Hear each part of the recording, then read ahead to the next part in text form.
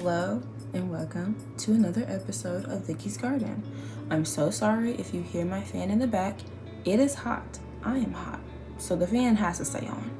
Hopefully I'm talking loud enough so where you don't hear that at all. But let's pick up where we left off. So this is the episode part 2 of my walk with Christ, and this is the adulthood version.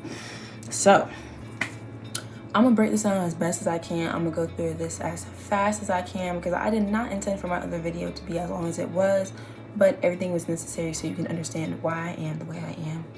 Okay? So we left off, I had just graduated high school, well accomplished and very much overachieved. I was at my high with God, and then me going into my adulthood just, like that decline in the slope, okay? So I was always praying, I was worshiping, I was in my word daily at that time. But then summer happened, I was living it up, I went on like 3 vacations, I was celebrating the good things that I had worked so hard to do. Because I had sacrificed a lot of my childhood to be where I was at that time. So I was like, you know what? I deserve this. We finna live it up. Went on a cruise, went on another vacation, went on another vacation. Like I was living my best life, and then we went to college. So first year of college. I call this my freshman/junior year of college because it was my freshman year because I was new to it. Like it was my first year of actual undergrad, but I definitely did undergrad at home through dual enrollment. So it was technically my junior year, credit-wise, my junior year. Excuse me. So 3 big things that led to the demise of my mental health during my freshman year was I was in a very toxic friend group and friendships. I definitely felt isolated and alone and had to deal with some stuff on the golf team when I was on the golf team.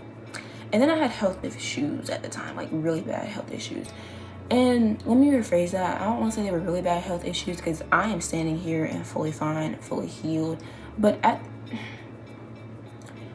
I was dealing with womanly health issues, stuff that men will never be able to have to worry about or experience. I'm not going to talk about that because we're not going to deep dive in that. And now I had these health issues before coming to college, but they worsened during this time. So, yeah, the health issues affected me playing golf. I already had mess on the golf team. And then I would come home to some BS from my team, not from my team, from my friend group.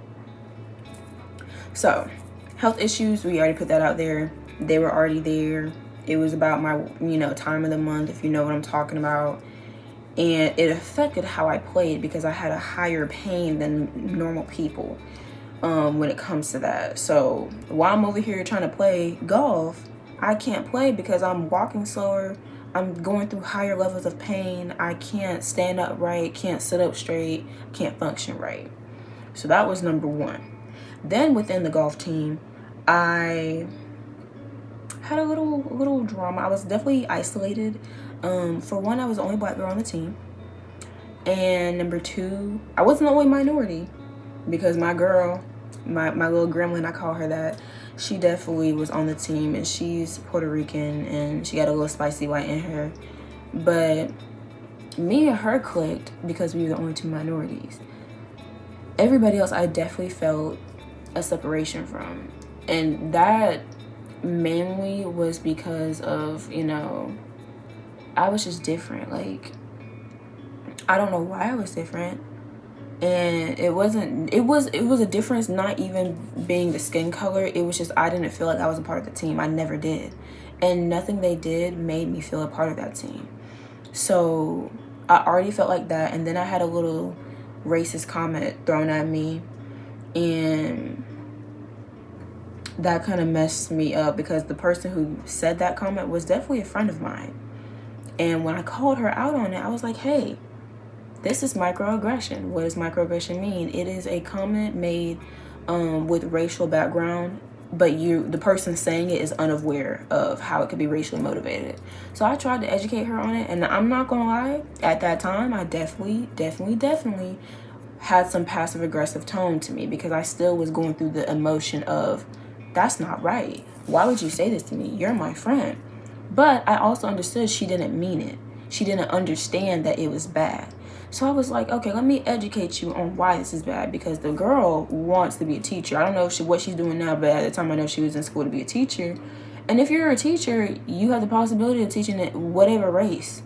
Any black boy, black girl, Hispanic boy or girl. And I don't want you saying anything that could get you in trouble and in jeopardy of your job. So I went to educate her on it, but it definitely was not in the right tone. And she took it to the coach instead of coming to me about it, because me and her, she befriended us when we first got on the team. So I'm like, oh, okay. I felt like I could trust her in having this conversation, but she chose to go to basically, what's the word? I felt like I was sabotage. Is that the right words? Like something done behind my back? I think it is. Like it was a sabotage. Like it was backhanded. I was like, why? I remember my coach had texted me saying, hey, can you come to the clubhouse? And we just, real quick. And I was like, yeah, mind you, said friend at the time was not at practice. I go to the clubhouse, we walk in. Why is this girl sitting at the table crying? Girl, it is not that deep. I'm not calling you a racist. I'm saying what you said is racist. And I know that you don't have that in you. So if I'm trying to correct you, why can't you take the correction and just move along like I was trying to do? She wanted to sit there and I don't understand how that, like, y'all, it was bad. It was so bad. Like, and I was just sitting there listening to what she had to say. And she was like, I just want to start over. And she apologized. And I accepted her apology. But when I explained to her how it could be racist, I'm like, I'm going to tell you what she said.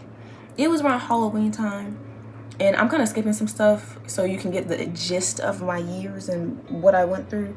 Because all the details would take too long. And I don't have time for that. I really don't. Nor do I want to go through all that again. I think I low-key have blocked some of that off of my head just because it was so bad. Like, I want to say she had said something, because Halloween, okay? My gremlin, my sweet girl, she was like, oh, and I call her my gremlin because there's a reason behind it, but that's what I call her. And she calls me something too. I can't remember what it is, but we have a little nickname. She's my gremlin. But I say she looks like a gremlin because when she laughs, that's all it is. But she really don't. She's a cutie patootie. Anyways, I'm getting sidetracked. Whenever we were leaving practice one day, they were like, oh, Victoria, what are you dressing up for our Halloween practice? I don't do Halloween. I never was a Halloween girly. I never practiced Halloween in my household. We would go out to eat instead of my parents wanting us to do trick-or-treating because they just didn't want me doing that. Understandably so. So I think I told them that. Like, I explained, like, yeah, I'm not doing that. Y'all have fun, though. Like, I hope y'all enjoy that. I'll still be at practice, but I'm not dressing up. I don't like it. I don't want to. Why does she say, mind you, my sweet friend over here says, oh, you should, match me or something like that. Basically, like, I should correlate with her because she was being a cowgirl. I think the, like, theme was, Toy Story. The theme was Toy Story that year. And I was like, I might. So I was considering getting like a little cowgirl hat, matching her, whatever. Why did this other girl, mind you, this other girl was my friend at the time too. We're not talking about my sweet gremlin. We're talking about the other girl, third party. She said, oh, you should be a horse. Talking about like her horse for the cowgirl. What? Does that not register how that could be a little racist, or is it just me? So I looked at my friend. I said, I'm like, y'all can't see it. Hold on, like,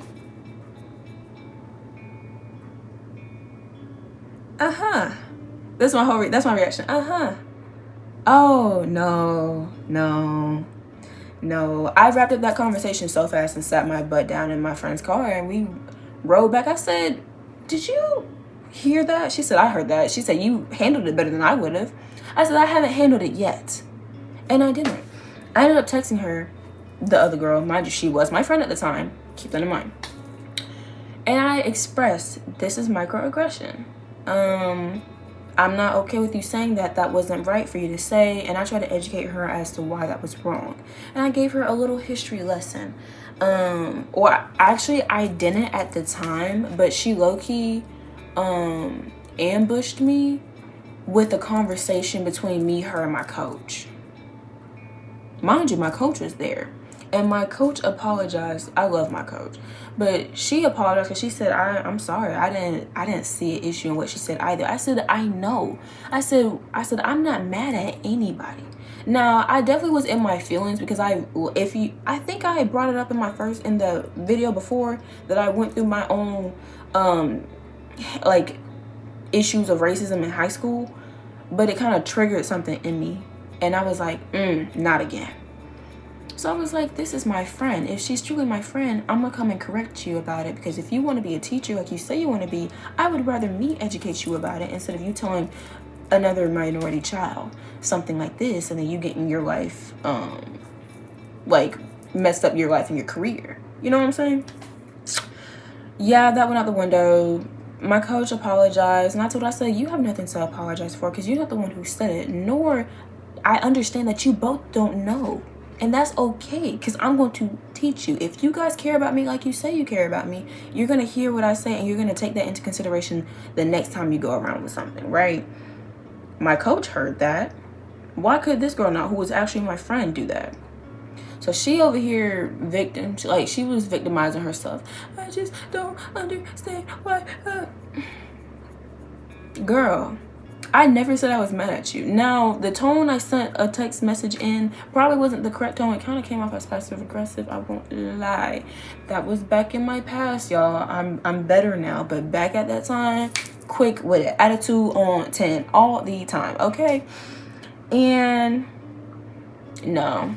So that friendship was down the drain after that. Like, down the drain. Because we had tried to hang out again one more time after that, but me and her were not meant to be friends. And that's okay. That's fine. You know, I pray that she's doing good in life, you know. But that was just not it for me. After that, I had the title of the Mad Black Girl because a few of my teammates were scared to even be around me or talk to me because they were afraid that I would pick out something they said and I'd be like, oh, that's racist, that's racist. Mind you, the boys on the team were definitely racist. So I'm like, and if they weren't, they definitely were saying little jokes here and there that I could call out as, oh, what is this? But you know, I wasn't dealing with that. So I definitely was isolated after that because I wasn't finna deal with that, nor did they want to deal with that. And I know they weren't intentionally doing that, but when you feel isolated in a team, there's no way for any connection to come back after that. No way. Not unless the other people on the team do make a big gesture to make you feel included, and that just wasn't it. That was not the situation, which is fine. I wasn't asking for that, but okay. So the health issues affected how I played. I had that health issues affected how I played, then that whole situation, feeling isolated, and then I come back to my room every day with some type of mess from a friend. I was in a friend group that was very, very toxic. I'm not going into every detail, but it was traumatizing. When I look in my phone and look for pictures of my freshman year of college, there were not that many. And there's a reason why there's not that many, because I had a lot of videos, and even those videos still have the people in that time of my life in there, and I'm tempted to delete those, but I still want to have some memory of my freshman year, because I won't lie to you, so much happened that year that I went into a survival mode. Because at the time, even though I was in my high with God once upon a time, all this stuff going back to back to back, this was my first experience of like walking with God. And you know, when you walk with God, there's going to be different battles that are thrown at you that everybody else won't. Like, you're just different. You're just different. Like, I can't explain it at the time right now because I don't have the words for it, but when you're walking with God, people will see a light on you, the good and the bad. And when the bad people see it, they want to keep throwing daggers, trying to get you off your game, okay? And that's what was going on. So the people I considered to be my friends, they were not my friends. But I'm not even going to get into all of that, because the main issue with all that was my roommate situation. That was terrible. That was the most toxic friendship I have ever been in my life. I should not have accepted or given that girl so much grace, but I really do pray that she is doing better mentally and doing better in whatever she has going on. She probably isn't, though. Like, if she's still stuck in the same headspace, she probably isn't, but that's none of my business. So with all this going on, I want to say second semester of my freshman year, I had to move out of the room because she was mad at me for not being, what's the word? She said I was taking one of her friends from her. Mind you, me and this girl are tight to this day. We don't even talk to my old roommate now. But me and this friend started going to church together because she was late to it. The whole friendship drama, I was there from the beginning, and she came maybe like 2 or 3 months at the end of the friendship being formed. And she dealt with her own mess with that friend group. So did I. So me and her were kind of trauma bonded over that. And we were like, let's go to church. She had some other issues going on. She was on the volleyball team. I definitely was still on the golf team, but we had our time together, and not like that we didn't include my roommate, but she just did not want to come with us. She felt like she was the third wheel when that was never the intention. So me and her started going back to church because life was kicking our tails, okay? But with me and her hanging out more, me and her were going to the gym together. We were studying together. We were hanging out and just trying to do better for ourselves because that friendship group tore us apart, and we were trying to build each other up to build us together, separately but together. You know what I mean? Roommate didn't like that. She got mad, threw a fit, basically. Like, that girl was childish beyond compare, and she basically was like, this is my friend, like, your friend is your friend. Like, my friend that I spoke about, my girl, my gremlin, that one. But yeah, so she basically just got mad. She threw a little tantrum, threw a little fit, and then she started breaking stuff. She broke a poster that was on my board, and I want to say that was, no, not the poster on my board. She slammed the door hard enough so the poster that came, like, we had a little whiteboard poster that slammed the door hard enough, it came off. She broke in half one of the Dollar Tree poster signs that say like Easter on it. She broke that. Then she ended up going into she had a cup collection. One of the cups I had bought her for her birthday, she took that and broke it, smashed it. And the type of cup it was a Walmart tumbler cup, like a little mimic. It was an off-brand Starbucks cup, because she said, I want to get matching ones for my birthday. Now, I wasn't making money like that, but I did have a little bit of cash from me working in the school gym area. So when I finally had the money, I bought her that for like Christmas or something like that, so we could have matching ones. So it's a plastic cup. For you to be able to break that, you have to continuously smash it on the ground. I left my room after we had our disagreement. Mind you, that other friend that she said I was stealing was in the room. We went toe for toe, band for band, after those two had their little conversation. And I told her, I said, I'm sorry, I don't understand why you're upset. It's childish to me, blah, blah, blah. And I guess she said, I was trying to, I don't know. Maybe I invalidated her feelings. But in all honesty, I don't understand why you're over here arguing with me like we're in second grade. Me personally speaking. So when I left the room, I heard something, came back, she had broken something, and then I came back to my room after my practice, and she had broken the other two things I just said. So I moved out my room that next day, and then we tried being friends again, but then she wanted to post some stuff on Snapchat and Instagram about me, so bye-bye. So I remember she actually called me a demon from hell sitting in church. So I was like, you wonder why everybody don't like you, da-da-da-da. Oh, okay. Block. Did not talk to her after that, because I really did try. Because I'm not going to speak on what she got going on, but certain things made me feel like she just wasn't right in the head. So I gave her too much grace because of that. And that grace was ran out after she made that little post. So I was like, oh, bye. Summer went on. I ended up wrap up that whole year, my mental health was down the drain all over again, okay? Then the second year of college comes around, and I want to say the first week or two, maybe even the third week, that toxic friendship with my old roommate was opened back up because she asked me, because she was still mutual friends with my other friend at the time.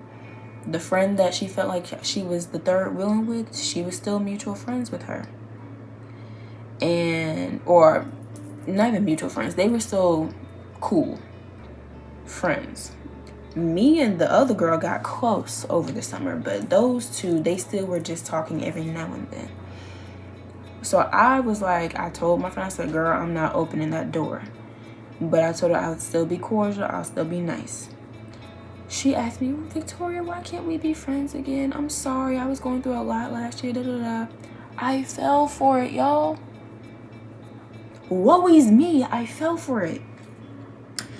So I tried being her friend. That was no, that didn't work out because she was upset because we were prioritizing what needed to be prioritized. Me and her were both like I said, she was jealous of me and her hanging out more when we were going to the gym together. That girl did not want to go to the gym with us. She didn't want to go to the gym at all, okay? Then she didn't want to go to the calf with us because she would rather eat out than go to the calf. Me and my girl at the time, me and my friend that she was mad about me stealing, they were definitely, what's the word I'm looking for? We were definitely broke. That's what I'm looking for. We were broke. So we didn't have money to be spending on food. She had money to be spending on food because her grandpa always sent her money. Our folks weren't doing that. I was working at McDonald's, and I never said I was going to work at McDonald's, but we didn't have the availability to do what she wanted to do, so we was just minding our business, studying, going to the gym, and just chit-chatting, and we always included her when we could. But if she said she didn't want to, she didn't want to. So ended up having to close that. And I'm not gonna lie, I hate how that friendship ended. Not saying I hate that the friendship ended, is how the friendship ended, because I was venting to my gremlin about everything. And mind you, we all lived on the same hall, like me, except for the girl who she thought I was stealing from her, quote unquote. So it was me and my gremlin and my ops, everybody from that old friend group were on that hall. Ciao. Never again. I'm so glad I'm out of college. Thank God. Hallelujah. Long story short, she had to have had her ear on the doggone door or something like that, but she overheard me complaining about why my ex-roommate was mad at me for the 5th millionth time, or mad at me and our other friend. And it was a stupid reason. But she overheard what I said, and I had said something along the lines of, I think she's upset because me and this friend have more in common than the two of them have. And those two started off as friends first before I was even introduced to this person. Which is why I felt like she was jealous. So I don't know how she overheard that. Her ear had to have been at the door for her to hear that. But she heard it. She knocked on my roommate's door. My roommate at the time was my gremlin. So freshman year was the old roommate, the crazy one. New year, me and my gremlin became roommates or suite mates. And I was venting to her about it. She overheard it. So she said, I know we didn't hear what I think I just heard. Blah, blah, blah, blah, blah. And I apologized for how she heard it. But I told her, I said, I was going to have it. She said, why didn't you tell me before? I said, the beginning of this new season of our friendship, I told you I wasn't tolerating any mess like I did before last year. And I said, if something happens, I'm just going to take my steps back. I said, you already see I've taken my steps back. I hate how you heard it, because it was going to be brought to you. Eventually, it just wasn't supposed to be like this. And I genuinely apologize for that. However, I'm not taking back a single word I said. I'm just not. So I hate how that happened, and I really, truly do, because that's never how I want to bring bad news, I guess, but it is what it is. I had to warn my other friend. I said, you're gonna hear her complain about how I apparently just talked about her behind her back, but that was never the intention. She invaded a private conversation. Unfortunately, it was about her, and I felt bad for it, but I really was like, this chapter should have been closed last year, but I didn't know how to say no when she was like, we should be friends again. I've healed, whatever. So with all that going on, I tried to fill the void of emptiness, and I still was having my little depression times and all that mess around like the winter season. So I was trying to fill the void with like, I was trying to like get into partying. Because I'm in college, I don't do that anyway. So I was like, okay, and mind you, it's a small school. We ain't partying we're just going to somebody's like off-campus dorm and just all, they had drinks, they were music. So I was like, okay. I tried doing that to fill my little empty void of all the mess I had going on. I had mess at work going on. I'm not gonna go into my work mess because that was beyond me. It was work drama.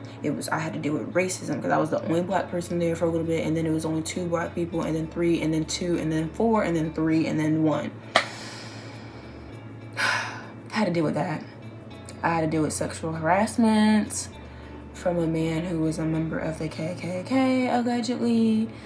I had to deal with being overworked while I was a student, and I was putting so much time into my job to pay my tuition that I couldn't put time into my grades for my school. So that was a lot. That whole friend group later down the line ended up stealing my clothes.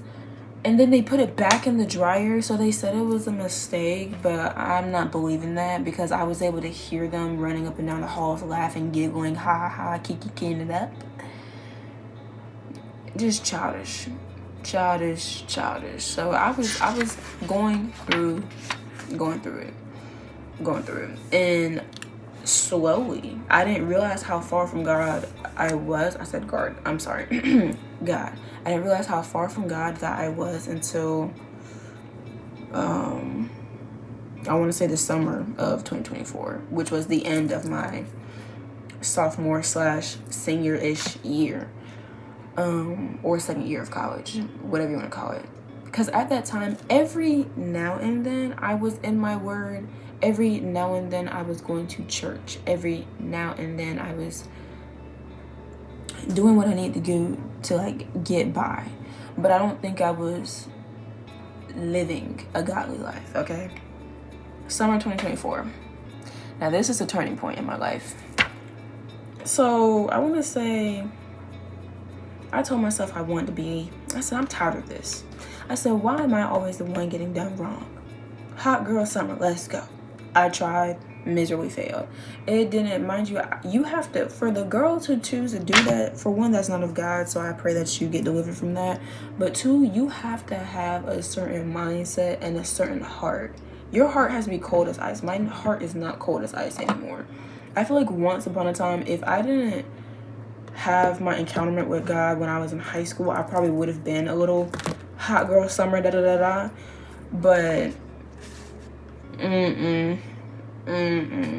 I tried and I failed.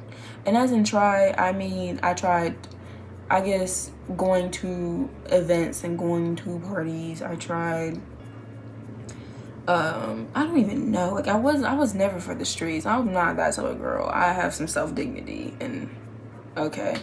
I was the type of girl who had, I guess, a number of dudes in my phone, and they were categorized for whatever.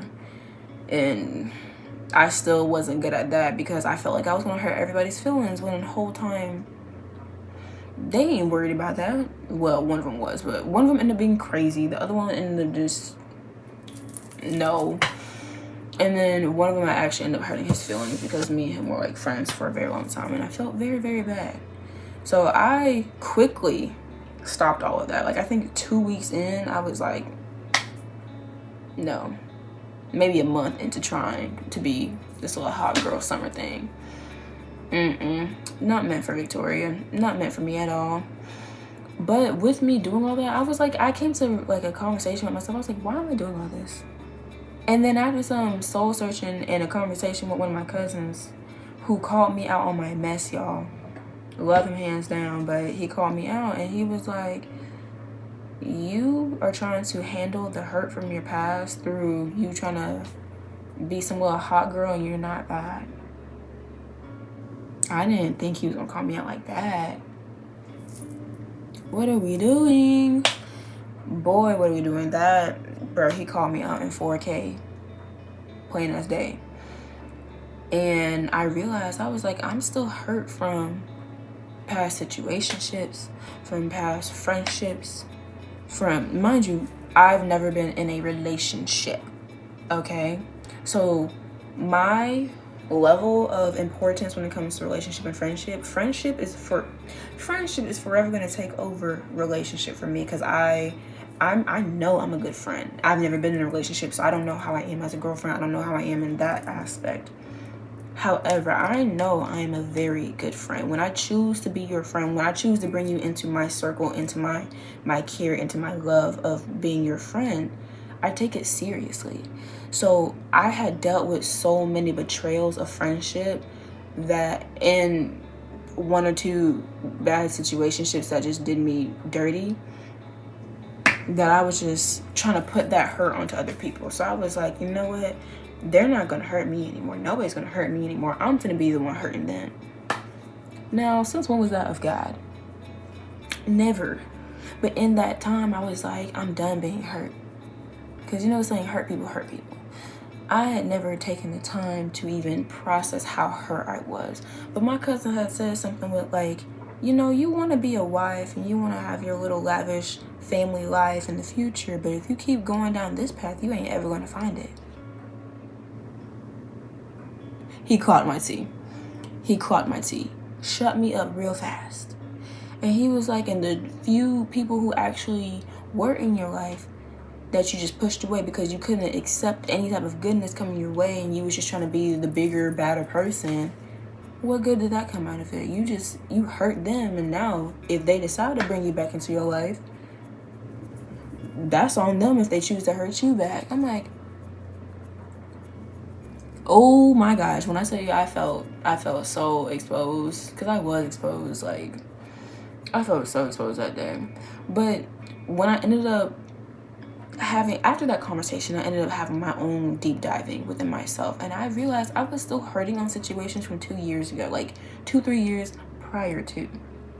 Failed situationships, friendships, which is what I call relationships, but failed relations with everybody that I felt like should not have betrayed me. So I had to resubmit to God, and I did that through fasting and prayer, because I was like, I'm so far off track. I don't know how I got that far off track, but I was so worried about the situation I was in that I didn't think to trust in God that he would get me out of it. So I was like, Lord, I've been trying to handle things my way this whole time. I'm gonna do it your way, and I'm so sorry, but let me resubmit. So this summer, or that past summer, I resubmit, and I deleted social media off my phone. Now, true fasting, biblical true fasting, is the reduction of what you eat. So you can do something like the Daniel fast. And I say the Daniel fast because the Daniel fast is just walking like Daniel by eating only fruits and vegetables, drinking water, not wine, blah, blah, blah. So I did the Daniel fast at the time. I did it for about a week or two. I want to say, I did it for 2 weeks, I think.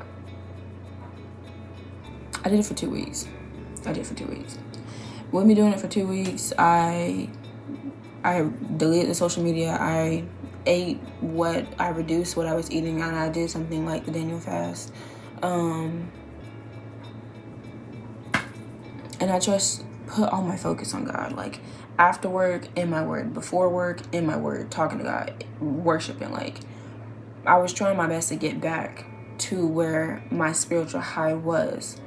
Now, granted, when you have your spiritual high, you will never feel that again. And I say that because that's a new feeling. When you are newly saved, that's when you'll feel feel the spiritual high. And then as you continue to walk with God, it is going to be a constant struggle of the enemy. Because now that the enemy knows that you are now anointed in the blood of Jesus, he's going to try everything in his power to bring you back to his side.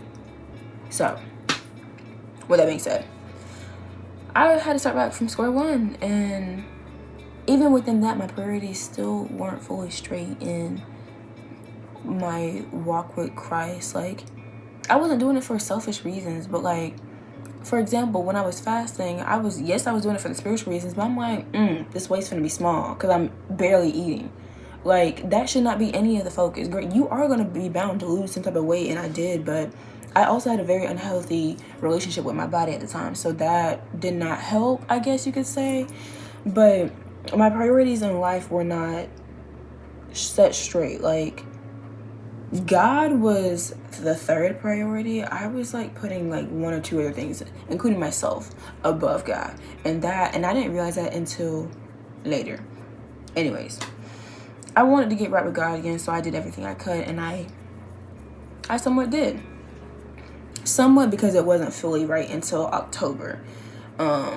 September and August were basically about the same. I was just kind of going teeter-tatter back and forth with God, like in my word one day, abstinent from him, like not talking to him for like a week or two. It was very inconsistent, my relationship with him. And then in October, I woke up and basically just resubmitted to him again after me and my father were going through some miscommunication that caused us to kind of be astray from each other for a little bit, and that drove me crazy. Because going back into my part 1 video, when me and my mom were arguing, my dad was the peacemaker, and he was the person who I could go to and confide in when me and my mom were going back and forth. However, me and my dad never really had any type of issues, so this was the first time we kind of didn't see eye to eye on something kind of serious, because I chose to go to a trip to see a childhood friend of mine, and there was miscommunication within that caused us to not talk, because I'm like, what's going on? He didn't agree on certain things. I didn't agree where he came from at the time. And then when I brought that up to the friend I went to go visit, they were like, oh, well, the Bible says, obey thy mother and thy father. Clocked my teeth, okay? And in my head, I was like, but, I was making excuse after excuse. And they were like, oh, well, the Bible didn't say that. The Bible says, obey. I wasn't doing that. So I had finally gotten a call back from my dad after, I think, like 2 weeks of us not talking. With that, before he even called me, I started going back to church because it just brought me to my knees. It broke me so much because I was hurting from not talking to my dad for so long. Or not even because I had not talked to him for a while, but we were at odds with each other. We'd never been at odds with each other like that. So it brought me to my knees. I started going back to church. I was relying on God to get me through that because I knew he was the only person who could actually get me through that. And that's when I was like steadfast and like eager and yearning to be in my word. So I'm like, this is a God-sized problem. I can't do anything because I know I'm not in the right heart posture to have this conversation with my dad. He's not in the right heart posture to have that conversation with me. So I'm like, when God allows us to have the conversation, we'll have the conversation. And then one fateful day, my dad called me after about like another week of us not talking. I think it was like 3 weeks total. I could be wrong, but I did my due diligence, and we finally had our conversation. But that whole situation taught me how to build a routine within Christ. I woke up in my word. I went to sleep in my word. I listened to worship music majority of my day. Like, that right there brought me to my knees. That broke my heart. And so ever since then, I've been more in my word. I am where I am today because of that situation in October. Now, fast forward to December, I graduated college. Woot, woo. Like, thank you, Jesus, hallelujah. Graduated college early. Okay, so I graduated college with my bachelor's degree in criminal justice with a double minor in forensic science and political science at the age of 20. Most people graduate when they're 22, 23. Some people decide to go to graduate school and graduate when they're like 24, 25. However, my graduate school will probably start next year. So in the meantime, so sorry, I'm getting my journal. put back together. But in this downtime, I'm creating this space, and I want to build on this space while I have the time to build on this space. But that has been my walk with God. It's been very inconsistent for the longest time, but when I made that turnaround in October to just get myself right with God, I'm like, I had engaged in like a fear of, if I die today, would I make it into the gates of heaven? Or would I make it into the gates of hell? And that scared me. And the way I was walking, the way I was going about certain situations that was not of God, like, made me realize I want to be able to submit to him in totality, because it broke me. And I've always found a sense of peace within God that I never found in anything else before, materialistic wise, regardless. So with that being said, my walk with God, it started in childhood. It got tougher as an adult because, you know, with you being older and being young in this walk with Christ, especially, and I say young because I'm 20, and a lot of people in my generation like, oh, I'm gonna live my life up now, and when I'm like 40 or 30 or 50, I'm gonna get right with God. That's not how it works. It's not how it works. And I wish more people understood that, but for a little bit I felt like that, and then I was like, that ain't right. So I quickly tried to get myself together, and ever since then I've been, when the new year started, I started going to church, and it took me a minute to go to church because I did not see the importance of going to church. And I'll have a whole video of that. One of my good friends had to get me right because he expressed why it's so important to have community. But I didn't understand that because I don't know if you heard or if you paid attention, my whole walk with Christ has been alone without community. So I was so used to it, I didn't know how to break that. So I'm working on that now, but that is my journey. That is what my walk with Christ looks like. And everybody's walk looks different. It looks very different. But with that, that's why I'm like, anybody can submit. Anybody can come to God. Anybody. Like, the Bible has so many examples of that. He has liars, cheaters, prostitutes, like, oh my gosh, the number of people God has used to do his miracles. So it's not impossible for you either. You just have to want to do it and want to have that relationship, because God is waiting for you right here your whole life. In Jeremiah, it says he knew you since you were in the womb. And with him knowing you in the womb, he's just waiting for you to come back so you can come together with him, so he can be within you like he already has been. So my walk with God has been very inconsistent, but I came back to him.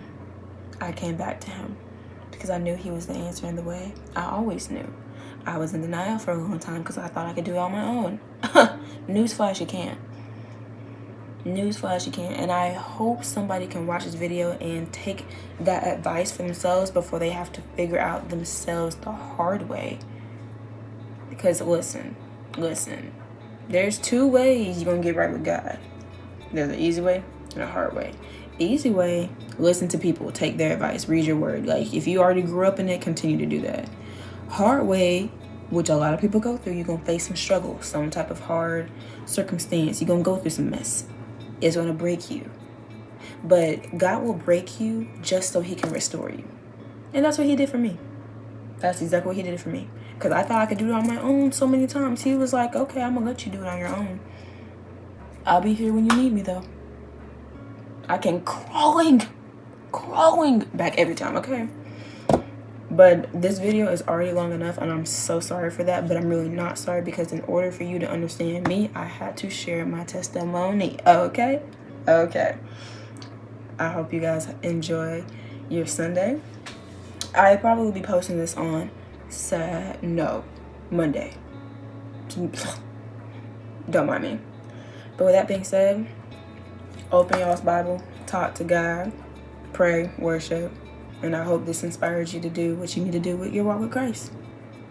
Bye.